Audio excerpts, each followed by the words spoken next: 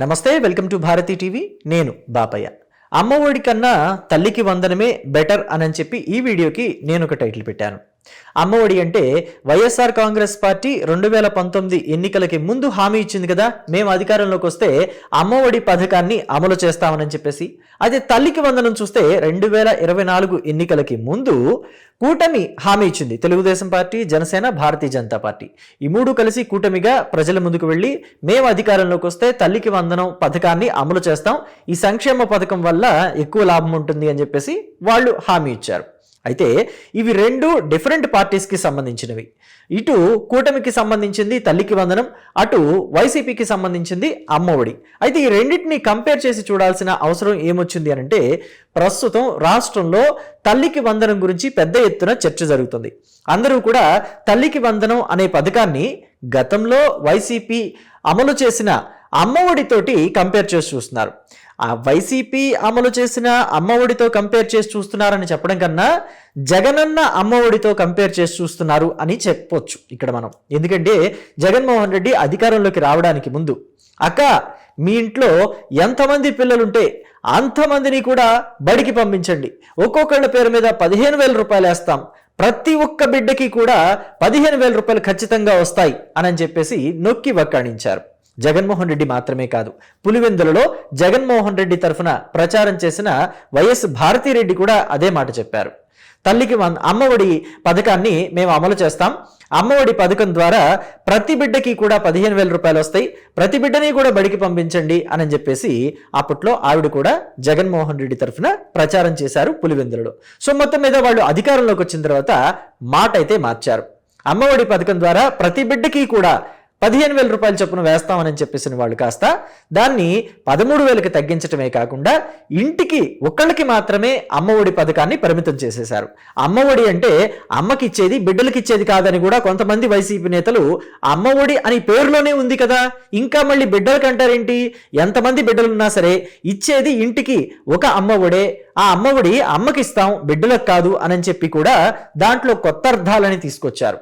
అంటే మనం బయట షాపింగ్ మాల్స్లో ఫ్రీ ఫ్రీ ఫ్రీ అని ఉంటుంది, కానీ చివరిలో చిన్న ఒక చుక్క పెడతారు. అంటే ఏంటంటే కండిషన్స్ అప్లై అని చెప్పి కంటికి కనిపించినంత చిన్న అక్షరాలతో రాస్తారు. అప్పుడు కూడా మరి అమ్మ ఒడి, జగనన్న అమ్మ ఒడి అనంటే కేవలం అమ్మకి మాత్రమే 15,000 అని చెప్పి అర్థం చేసుకోలేకపోయారేమో ప్రజలంతా. అయితే ఇప్పుడు తల్లికి వందనం మాత్రం కంప్లీట్ డిఫరెంట్గా ఉంది. ఇదేంటంటే ఇంట్లో ఎంతమంది పిల్లలు ఉన్నా సరే ప్రతి ఒక్కళ్ళకి కూడా తల్లికి వందనం డబ్బులు పడి తీరాల్సిందే అని చెప్పేసి చెప్తున్నారు. గతంలో జగన్మోహన్ రెడ్డి హయాంలో వైసీపీ అధికారంలో ఉండగా 13,000 రూపాయలు అమ్మ ఒడి కింద ఎలాగైతే వేశారో ఇప్పుడు 13,000 రూపాయలు ఇంట్లో ఎంతమంది పిల్లలుంటే అంతమందికి వేస్తున్నారు. మొన్న ఈ మధ్య నేను చూశాను, వాలంటీర్, గతంలో జగన్మోహన్ రెడ్డి హయాంలో వాలంటీర్గా పనిచేసిన మహిళ తన పిల్లలకి, తనకి 5 పిల్లలుంటే 5 పిల్లలు 6 పిల్లలు ఉన్నారు, అంటే 5 ఆడపిల్లల తర్వాత ఒక మగబిడ్డ పుట్టాడు. సో వాళ్ళందరికీ కలిపి ఒక్కళ్ళకే అమ్మ ఒడి ఇచ్చారు, అది కూడా 13,000 రూపాయలు. అయితే ఇప్పుడు కూటమి హయాంలో గతంలో వాలంటీర్గా పనిచేసిన మహిళకి కూడా ఇప్పుడు కూటమి హయాంలో ప్రతి బిడ్డకి, ఆవిడికి ఉన్న ఇంట్లో ప్రతి బిడ్డకి కూడా 13,000 చొప్పున డబ్బులు పడుతున్నాయి అని చెప్పేసి మనం చూస్తున్నాం. అంటే ఇప్పుడు గతంలో వాలంటీర్గా పనిచేసిన మహిళకి కూడా ఇప్పుడు పార్టీలకు అతీతంగా, అంటే జగన్మోహన్ రెడ్డి అనేవాళ్ళు కులం చూడం, మతం చూడం, పార్టీలను చూడం, వర్గాలను చూడం అని చెప్పేసి చెప్పేవాళ్ళు కదా. అయితే ఇప్పుడు కూటమి దాన్ని అమలు చేసి చూపిస్తోంది. ఇక్కడ పార్టీలకి, మతాలకి, కులాలకి అతీతంగా అర్హులైన ప్రతి ఒక్కరికి కూడా తల్లికి వందనం, అందులోనూ తల్లికి వందనం అంటే కేవలం తల్లికి మాత్రమే 13,000 కాదు, ఇంట్లో ప్రతి బిడ్డ ఎంతమంది బిడ్డలుంటే ఎంతమంది బడికి వెళుతుంటే వాళ్ళందరికీ కూడా తల్లికి వందనం పథకం అమలు చేసి తీరుతామని చెప్పి అమలు చేసి చూపిస్తోంది. అయితే గతంలో జగన్మోహన్ రెడ్డి హయాంలో 40 లక్షల మందికి తల్లికి అమ్మ ఒడి పథకాన్ని అమలు చేస్తే ఇప్పుడు కూటమి హయాంలో 60 లక్షల మందికి తల్లికి వందనం పథకాన్ని అమలు చేస్తున్నారు. అంటే వైసీపీ వాళ్ళు అనేవాళ్ళు 2024 ఎన్నికల సమయంలో తల్లికి వందనం అనే పథకాన్ని మేము తీసుకొస్తాము, ఇంట్లో ఎంతమంది బిడ్డలుంటే అంతమందికి కూడా తల్లికి వందనం అప్లై చేస్తామనంటే, అసలు మీరు తల్లికి వందనం అని కాపీ కొట్టిందే అమ్మ ఒడిని చూసి కదా అని చెప్పేసి కూడా మాట్లాడారు. ఇక్కడ కాపీ కొట్టారా లేదా అనేది ముఖ్యం కాదు, పథకం మంచిదైతే ఏ ప్రభుత్వం అయినా కానీ దాన్ని కొనసాగించవలసిందే. సో పిల్లలకి వాళ్ళ భవిష్యత్తు కోసం ఈ చదువు అనేది చాలా ఇంపార్టెంట్. చదువు లేకపోతే భవిష్యత్తు శూన్యం అని చెప్పేసి చాలా మంది అంటారు. ఎక్కడో దాకెందుకు, మన పెద్దవాళ్ళే అనేవాళ్ళు విద్య లేనివాడు వింత పశువు అని. విద్య అంటే కేవలం చదువు, అంటే మనం స్కూల్కి వెళ్ళి 10th క్లాసో లేకపోతే ఇంటర్మీడియట్ డిగ్రీ చదువుకోవడం అనే కాదు. విద్య అంటే అది ఏ రకమైన విద్య అయినా సరే, వ్యవసాయం నేర్చుకోకుండా వదిలేస్తే వాడు వింత పశువే కదా మరి. సో అలా ప్రతి ఒక్కటి విద్య కిందకే వస్తుంది, అది వేరే విషయం. నేను ఇక్కడేమంటున్నానంటే చదువు అనేది ప్రతి ఒక్కరికి అవసరం కాబట్టి ఆ చదువుకోవడానికి ఆర్థిక సాయం ప్రభుత్వం తరపు నుంచి కూడా కొంతవరకు చేయూతనిచ్చే పనిగా ఉండాలి. అందుకే కూటమి సర్కారు ప్రతి బిడ్డకి కూడా తల్లికి వందనం పథకాన్ని అమలు చేస్తుంది అని చెప్పేసి మనం చెప్పుకోవచ్చు. సో ఇక్కడ కూటమి సర్కారు హయాంలో సుమారుగా 60 లక్షల మందికి ఈ తల్లికి వందనం పథకం ఇవ్వటం జరుగుతుంది. అయితే దీనివల్ల కూటమి సర్కారుకి ప్రతి ఏడాది 10,000 కోట్లు ఖర్చు అవుతుంది. గతంలో వైసీపీకి సుమారుగా 6,000 కోట్ల రూపాయలు ఖర్చు అయితే ఇప్పుడు 10,000 కోట్ల రూపాయలు ఖర్చు ప్రతి సంవత్సరం అవుతుంది. మొత్తం మీద 4,000 కోట్ల రూపాయలు వైసీపీ కన్నా ఇప్పుడు కూటమి హయాంలో ఎక్కువగా ఖర్చు చేస్తుంది ప్రభుత్వం పిల్లల చదువు కోసం అని చెప్పడంలో ఎటువంటి డౌట్ లేదు. అయితే ఇక్కడ చాలా మంది ఏమంటారంటే అసలు ఈ సంక్షేమ పథకాలు ఉంటేనే చదువుకున్నారా? అంతకుముందు చదువుకున్న వాళ్ళంతా ఈ సంక్షేమ పథకాలు, ఈ అమ్మఒడో లేకపోతే ఈ తల్లికి వందనం ఉంటేనే చదువుకున్నారా? వీధి బడిలో చదువుకుని కూడా కలెక్టర్లు ఐపీఎస్లు అయిన వాళ్ళు లేరా? లాయర్ చదివిన వాళ్ళు లేరా? డాక్టర్ చదివిన వాళ్ళు లేరా? ఇలా ప్రజలందరికీ కూడా ఫ్రీ బీస్ అలవాటు చేయటం తప్పు అని చెప్పేసి చెప్తున్నారు. ఆ మాట కూడా కాదనడానికి లేదు.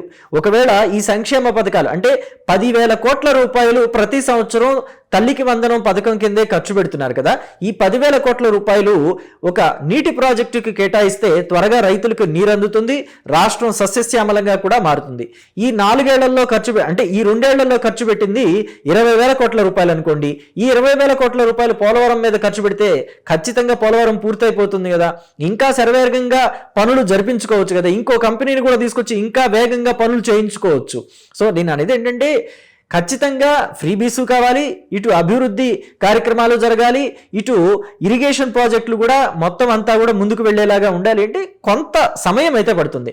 అందుకే ఇప్పుడు ఇంకా కొన్ని సంక్షేమ పథకాలు కూటమి సర్కారు హయాంలో అమలు పరచాల్సినవి ఉన్నాయి. ఆడబిడ్డ నిధి అని చెప్పేసి ఉంది, అది అమలు పరచాలి అంటే మరి ఇటు ఒకవైపున ప్రభుత్వం సంక్షేమ పథకాలని, ఇరిగేషన్ ప్రాజెక్టులని నడిపిస్తూనే ఉంది, ఇంకొక వైపు రోడ్లు వేస్తుంది, ఈ అభివృద్ధి కార్యక్రమాలు ఎక్కడ ఆగటం లేదు. అలాగే కంపెనీలు తీసుకొస్తుంది, వాళ్ళకి మౌలిక సదుపాయాలు కల్పిస్తూ, వాళ్ళకి మళ్ళీ రాయితీలు కల్పిస్తూ, ఆ కంపెనీలు కూడా మరి ఆంధ్రప్రదేశ్కి ఏం చూసి వచ్చి మీ దగ్గర పెట్టుబడులు పెట్టమంటారు అని అడిగితే సమాధానం ఉండాలి కదా. సో కాబట్టి మీకు ట్యాక్సుల్లో రాయితీలు కల్పిస్తామనో లేకపోతే మీకు ఫ్రీగా ల్యాండ్ ఇస్తాం మీరు ఇక్కడ కంపెనీలు పెట్టండి అనో చెప్పాలి. ఎందుకంటే ఇక్కడ యువతకి ఉద్యోగాలు కల్పిస్తేనే వాళ్ళు పొట్ట చేత పట్టుకుని వేరే రాష్ట్రం వెళ్లకుండా ఉంటారు, రాష్ట్రానికి రెవెన్యూ జనరేట్ అవుతుంది. ఇన్నుంటాయి ప్రభుత్వం మీద బాధ్యతలు. ఉరకనే నింద అయితే వేసేయటం కాదు, లేదా ఆరోపణ అయితే చేసేయటం కాదు అని అంటారు పొలిటికల్ అనలిస్టులంతా. మొత్తం మీద ఇప్పుడు తల్లికి వందనం పథకం అయితే అద్భుతంగా రన్ చేయబడుతుంది. పైగా దీనికి ఎక్కడా కూడా రాజకీయ రంగు పులంకుండా కేవలం పిల్లలకి చదువు కోసం చేయూతనిచ్చే కార్యక్రమంగానే మేము చూస్తున్నామని చెప్పేసి ప్రభుత్వంలోని పెద్ద పెద్ద నాయకులంతా చెప్తున్నారు. ముఖ్యంగా విద్యాశాఖ మంత్రి నారా లోకేష్ కూడా అదే చెప్తున్నారు. తల్లికి వందనం కార్యక్రమాన్ని అమలు చేస్తూ దానికి ఏదైనా జాతీయ నాయకుల పేర్లు పెట్టడం, లేకపోతే వాళ్ళకి ఇచ్చే స్కూల్కి వెళ్ళే పిల్లలకి ఇచ్చే కిట్లు, అంటే గవర్నమెంట్ స్కూల్కి పిల్లలు చదువుకోవడానికి వెళ్తున్నారు కదా, వాళ్ళందరికీ ఇచ్చే కిట్లు, బట్టలు కావచ్చు, షూస్ కావచ్చు, బ్యాగులు కావచ్చు, వాటి మీద ఎక్కడా కూడా పార్టీ గుర్తుల రంగులు, పార్టీల గుర్తులు లేకుండా చూసుకుంటున్నాము అని చెప్పేసి కూడా గట్టిగా చెప్తున్నారు. సో ఇది నిజంగా అభినందించదగ్గ విషయమే అని నాకు అనిపించింది. మరి ఇక్కడ కూటమి సర్కార్ అమలు చేస్తున్న తల్లికి వందనం పథకం గురించి మీరేమనుకుంటున్నారు? ఆ పథకం బాగుందంటారా, లేకపోతే మార్పులు చేర్పులు ఇంకా ఏమైనా చెయ్యాలనుకుంటున్నారా? ప్రభుత్వం దీనిని సమర్థవంతంగా నిర్వహిస్తోంది అని చెప్పి అనుకుంటున్నారా? మీకు ఇంకా ఏమైనా దీంట్లో సజెషన్స్ ఇవ్వాలి అని అనిపిస్తుందా? మీ అభిప్రాయాల్ని కమెంట్ బాక్స్లో తెలియచేయండి. Thank you.